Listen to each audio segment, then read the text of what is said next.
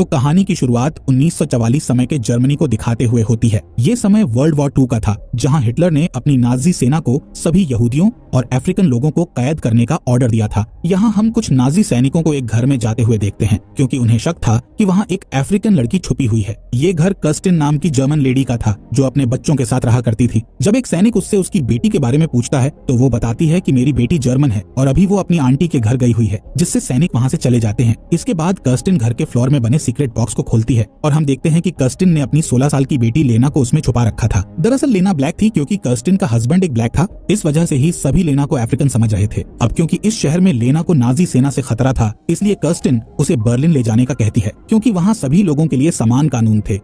अगले दिन कर्स्टिन अपनी बेटी लेना और बेटे कोन को लेकर बर्लिन जाती है, जहाँ ट्रेन में लेना सोचती है कि उसके जर्मन होने के बावजूद भी सैनिक उसे परेशान कर रहे हैं। लेकिन यहाँ ब्लैक लोगों से ज्यादा यहूदियों को प्रॉब्लम थी, क्योंकि सैनिक उन्हें देखकर तुरंत मार दिया करते थे। खैर, इन सब चीजों से लेना का भाई कोन परेशान हो चुका था, क्योंकि लेना के ब्लैक होने से उसे भी परेशानियों का सामना करना पड़ रहा था। यहाँ कोन अपनी माँ से कहता है कि उसे ड्राइंग बनाने के लिए पेंसिल चाहिए। तब एक सैनिक कोन को एक पेंसिल देता है। इस दौरान सैनिक लेना को देख लेता है, इसलिए वो उससे आईडी मांगता है। तब कर्स्टिन उन्हें एक आईडी दिखाती है, जिससे उस सैनिक को समझ आ जाता है कि वो एक जर्मन है। लेकिन फिर भी वो लेना से उसकी कास्ट पूछता है और फिर वहाँ से चला जाता है। कुछ घंटों बाद वो तीनों बर्लिन पहुँच जाते हैं, जहाँ एक स्कूल में लेना का एडमिशन भी हो जाता है। लेकिन स्कूल में टीचर उसके ब्लैक होने पर उसे अफ्रीकन समझती है, जिस पर लेना कहती है कि मेरी माँ एक जर्मन है, इसलिए मैं भी एक जर्मन हूँ। इस बात पर टीचर उसके पिता का नाम पूछती है, लेकिन लेना उन्हें कोई जवाब नहीं देती है।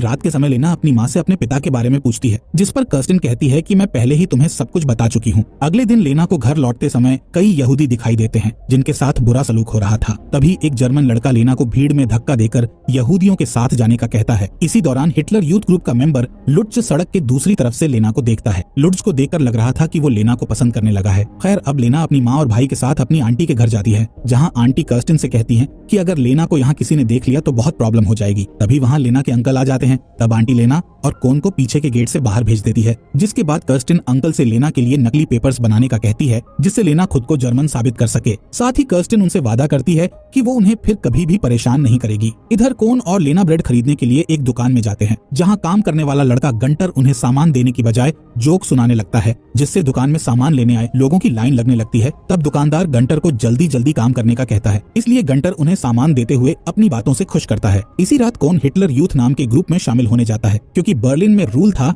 कि सभी बच्चे हिटलर यूथ ग्रुप ज्वाइन करेंगे। कोन के ग्रुप में जाने से पहले कर्स्टिन उससे कहती है कि तुम्हें कई चीजें सिखाई जाएंगी, लेकिन सही गलत की पहचान तुम्हें करनी होगी। असल में कर्स्टिन नहीं चाहती थी कि कोन भी बाकी जर्मन्स की तरह हो जाए। खैर, अगली सुबह लेना अपनी माँ से मिलने उनकी वर्क प्लेस पर जाती है, जिस दौरान लुट्ज उसे अपनी साइकिल से टक्कर मार देता है, जिससे लेना वहीं गिर जाती है और उसके चेहरे पर चोट लग जाती है। तभी वहाँ कर्स्टिन आ जाती है और अपनी बेटी को संभालने लगती है। इधर लुट्ज लेना की चीजें उठाकर उसे वापस दे देता है। इसी बीच लुट्ज के पिता हैंज एक बिल्डिंग से लुट्ज को देखते हैं। इसके बाद लुट्ज अपने पिता के पास जाता है, जहाँ उसके पिता उससे पूछते हैं कि तुम आज जल्दी क्यों आए हो, जिस पर लुट्ज बताता है कि आज यूथ लीडर्स की मीटिंग होने वाली है। दूसरी तरफ जब कर्स्टिन और लेना घर जाते हैं, तब उनकी पड़ोसी लेना के चेहरे पर घाव देखकर हैरान होती है। तभी वो पड़ोसी कर्स्टिन को एक लेटर देती है, जो कि एक आदमी कर्स्टिन के लिए छोड़कर गया था। लेटर देखकर कर्स्टिन समझ जाती है कि ये लेटर लेना के अंकल का है। इसके बाद कर्स्टिन अंकल से मिलने जाती है, जहाँ वो उसे एक पेपर देकर उस पर साइन करने का कहते हैं। दरअसल ये वही पेपर था जिससे लेना अपने आप को जर्मन साबित कर सकेगी। पेपर देने के बाद वो कर्स्टिन से कहता है कि अब से तुम मुझसे और मेरी पत्नी से नहीं मिलोगी। इधर लुट्ज अपने पिता के साथ जूते पॉलिश करता है, जिस दौरान उसके पिता उसे फिशिंग ट्रिप पर ले जाने का कहते हैं।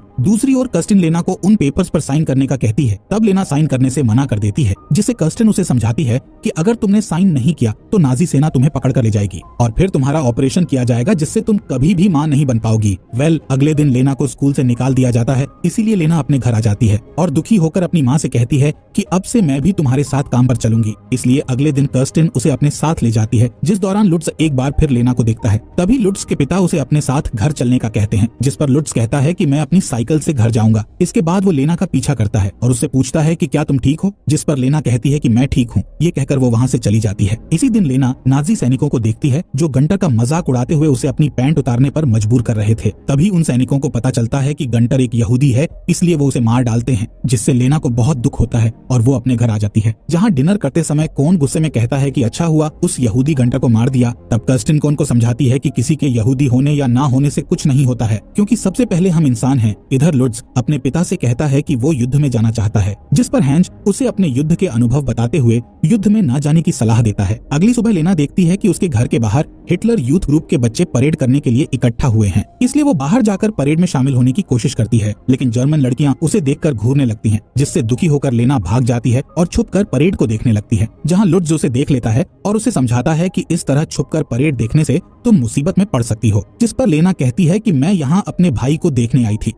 लुट्ज उसे एक झील के पास ले जाता है, जहाँ लेना बताती है कि मैं हमेशा से रात के समय में झील में स्विमिंग करना चाहती थी, लेकिन मेरे होम टाउन में मुझे कई मुश्किलों का सामना करना पड़ रहा था, जिस कारण मैं झील में स्विमिंग नहीं कर पाती थी। इसके बाद लुट्ज उसे झील के अंदर ले जाता है, जहाँ वो दोनों बहुत एंजॉय करते हैं। तभी उन्हें वहाँ से 2 सैनिक गुजरते हुए दिखते हैं, इसीलिए लेना जल्दी से पानी के अंदर छिप जाती है। अब क्योंकि दोनों के बीच फ्रेंडशिप हो चुकी थी, इसलिए वो अगले दिन फिर से मिलते हैं। तब लुट्ज को पता चलता है कि लेना के पिता एक सैनिक थे, इसीलिए वो लेना से पूछता है कि क्या तुम्हारे पिता जर्मनी की तरफ से लड़ रहे थे, जिस पर लेना हाँ बोल देती है, लेकिन असल में वो नहीं जानती थी कि उसके पिता किसकी ओर से लड़ रहे थे। खैर, अब लेना घर आकर कर्स्टिन से अपने पिता के बारे में पूछती है, जिस पर कर्स्टिन बताती है कि तुम्हारे पिता फ्रेंच आर्मी में थे और जर्मनी के खिलाफ युद्ध लड़ते हुए शहीद हो गए थे। यहाँ कर्स्टिन उससे फ्रेंच में बात करने लगती है, जिससे लेना गुस्सा हो जाती है। तब कर्स्टिन उसे वार्निंग देती है कि अगर लुट्ज के पिता को तुम्हारे बारे में पता चल गया तो वो तुम्हारे साथ साथ लुट्ज को भी मार देंगे। अगले दिन लेना फिर से लुट्ज से मिलने जाती है, जिस दौरान वहाँ बहुत सारे फाइटर प्लेन गुजरते हैं, यानी कि एक बार फिर युद्ध की शुरुआत हो चुकी थी।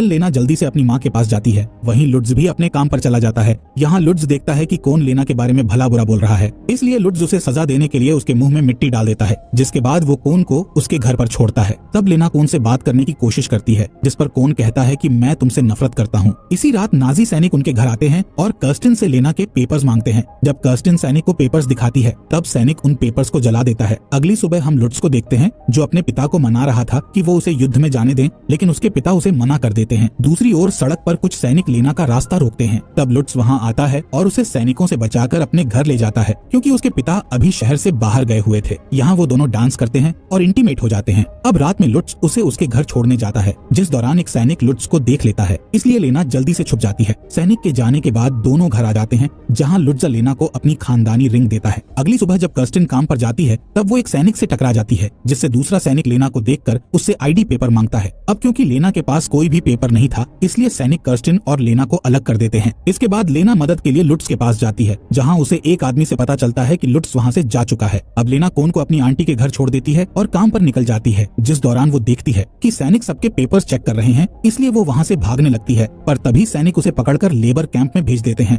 जहाँ उसे किचन का काम दिया जाता है। एक दिन जब लेना सभी लेबर के साथ लाइन में खड़ी थी, तब उसके पास वाली लड़की बेहोश होने लगती है। इस लड़की का नाम हरमाइन था। लेना उसे संभालती है और देखती है कि उसके जूते पूरी तरह से टूट चुके हैं, जिससे उसके पैरों में ब्लड बह रहा है। इसके बाद लेना सोने के लिए जाती है, जहाँ उसके बेड पर दूसरी लड़की सो रही होती है। लेना उस लड़की की इंसल्ट करते हुए उसे यहूदी कहकर बुलाती है, जिससे वो लड़की लेना के ब्लैक होने पर उसका मजाक उड़ाने लगती है और फिर वहाँ से चली जाती है। तभी लेना के पास हरमाइन आती है और उसका पेट देखने लगती है, जिससे उसे पता चलता है कि लेना प्रेग्नेंट है। इसी बीच हरमाइन लेना से पूछती है कि क्या तुम्हें पता है कि रेड हाउस में यहूदी के साथ क्या होता है, जिस पर लेना कोई जवाब नहीं देती है। अगली सुबह लेना रेड हाउस को देखती है, जहाँ उसे बहुत सारी राख उड़ते हुए दिखाई देती है। दूसरी तरफ हम लुट्ज को देखते हैं, जो कि युद्ध में लड़ने जा रहा था। कुछ समय बाद हम देखते हैं कि लुट्ज ने लेना को जो रिंग दी थी वो सैनिकों ने छीन ली है। इसी तरह समय बीत जाता है और एक दिन लेना हरमाइन से कहती है कि मैं तुम्हें कुछ आलू दूंगी, जिन्हें बेचकर तुम अपने लिए अच्छे जूते खरीद सकती हो।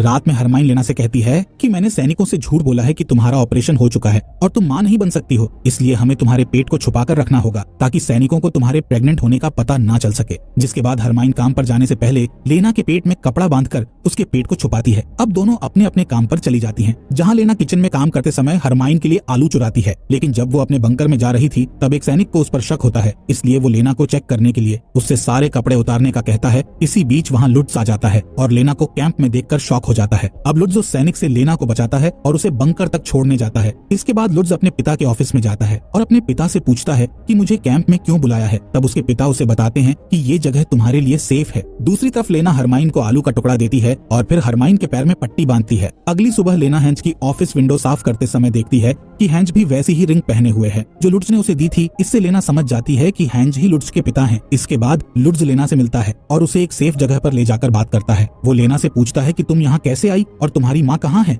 जिस पर लेना कुछ नहीं कहती और उससे पूछने लगती है कि आखिर तुम मुझे बिना बताए कहाँ चले गए थे। लुट्ज उसे समझाता है कि मुझे अचानक से आर्मी ने बुला लिया था। फिर लुट्ज लेना को रात में मिलने के लिए कहता है ताकि वो उसे अच्छा खाना दे सके। इस बीच एक ऑफिसर हेंज के पास आता है और हेंज के एक पेपर पर साइन न करने की वजह से उसकी वफादारी पर सवाल उठाने लगता है। दरअसल हैंज को इस कैंप से सभी बच्चों को हटाने का आदेश दिया था, पर हैंज बच्चों को बेचा करता था, जिस वजह से वो पेपर पर साइन नहीं कर रहा था। खैर, रात के समय में लुड्ज लेना से मिलता है, जहाँ वो उसे अपना कोट और अच्छा खाना देता है। यहाँ दोनों गले मिलते हैं। तब लुड्ज को पता चल जाता है कि वो प्रेग्नेंट है। इस बीच एक सैनिक हैंज को लेना की रिंग देता है, जिसे देखकर हैंज को लुड्ज पर शक होने लगता है। इसलिए सुबह होने पर हैंज लुड्ज से बात करने के लिए उसके साथ बैठता है, जिस दौरान लुड्ज घबराते हुए लेना को देखता है, क्योंकि उसे लग रहा था कि शायद उसके पिता को लेना के बारे में पता चल गया है। लेकिन हैंज उससे लेना के बारे में कुछ बात नहीं करता है। खैर, रात में हैंज एक ऐसे पेपर पर साइन करता है जिसके मुताबिक कैंप में मौजूद सभी औरतों को दूसरे कैंप में शिफ्ट किया जाएगा। अगली सुबह सभी कैदियों को जगाया जाता है। तब हरमाइन को अपने जूते नहीं मिलते हैं, जिससे वो घबराने लगती है और अपने पास वाले बेड पर सो रही लड़की से जूते मांगने लगती है। तभी लेना रोते हुए हरमाइन से कहती है कि वो लड़की मर चुकी है।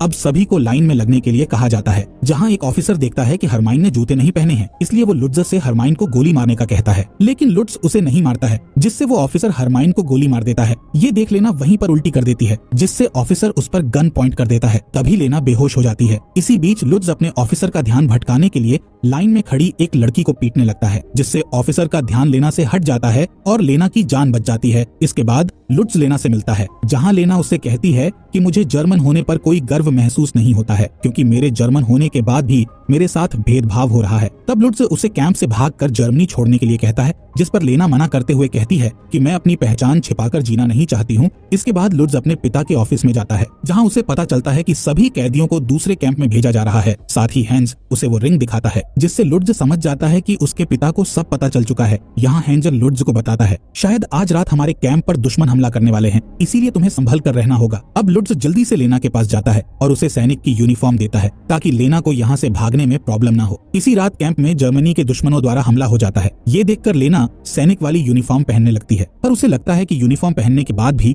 वो नहीं बच सकती है, इसलिए वो वापस अपने कैदी वाले कपड़े पहनकर बंकर में आ जाती है। अगले दिन लुड्ज देखता है कि दुश्मनों के हमले से उनके बहुत सारे सैनिक मारे गए हैं। इस समय हैंज सभी कैदियों को दूसरे कैंप में भेज रहा था, पर लुड्ज उनके साथ जाने से इनकार कर देता है और बताता है कि लेना के पेट में मेरा बच्चा पल रहा है, जिससे हैंज को अपने बेटे पर बहुत गुस्सा आता है। खैर, अब लुड्ज लेना को ढूंढकर उसके पास जाने लगता है। तब हैंज लुड्ज को पीछे से शूट करके मार डालता है। इसी दौरान वहाँ अमेरिकी सैनिक आ जाते हैं और कैंप पर कब्जा कर लेते हैं। दरअसल अब युद्ध खत्म हो चुका था।